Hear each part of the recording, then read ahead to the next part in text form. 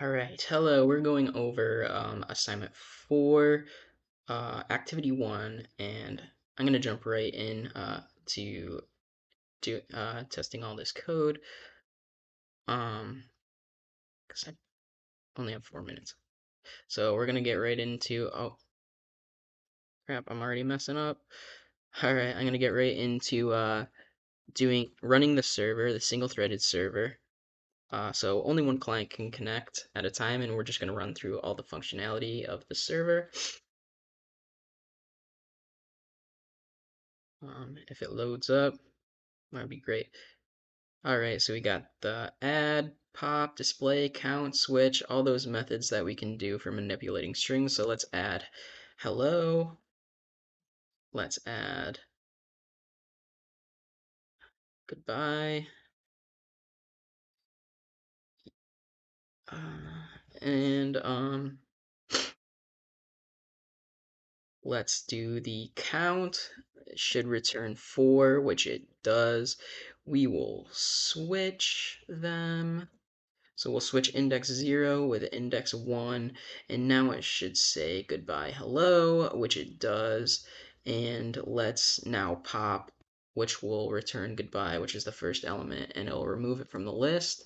And it returned goodbye. We can see that right here. And we'll display to make sure it got removed from the list, which it did. Awesome. Super. So that's the functionality of everything. Um, and quit. So we closed the program. We're gonna run the threaded server now. And the threaded server, you can connect multiple clients with the same functionality. So we'll run this client. We're gonna run clients on all 3 terminals here.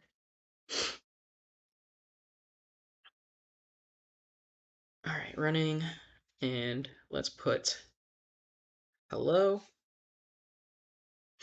So we got hello. We're still waiting for the other clients to connect. My computer's slow. I'm on my laptop. All right, so now let's display, and we got hello from here. We'll pop it over on this top client, and we got hello right here popped. And then if we display, we get null. So that worked out all fine. And quitting from here, quitting, and we'll go into the bound thread pool server. We're going to do it with bounded at 2, so only 2 of our clients will work, the other one will not. So we'll run the client.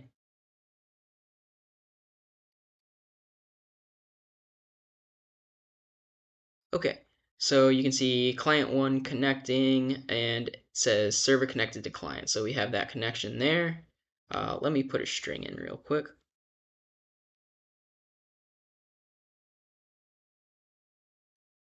All right, and then you see the same thing, client 2 connecting, and it connected to the client.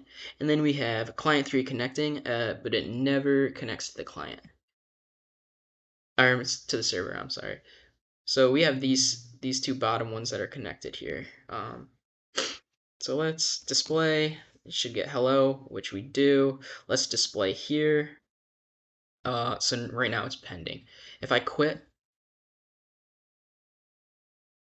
then we'll see it on this one up here because it'll have a chance to get in. See, now it says server connected to client, and we've established that connection. So that bound, once it becomes available, that next client will hop right in.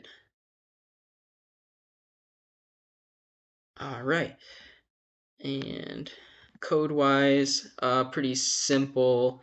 We have our client, which is just making these choices, and depending on which choice you make, you can have different requests that are built out of JSON. You have your add request, pop, display, all of those, and then they go to the server, and the server, all the functionality is in Performer, which uh,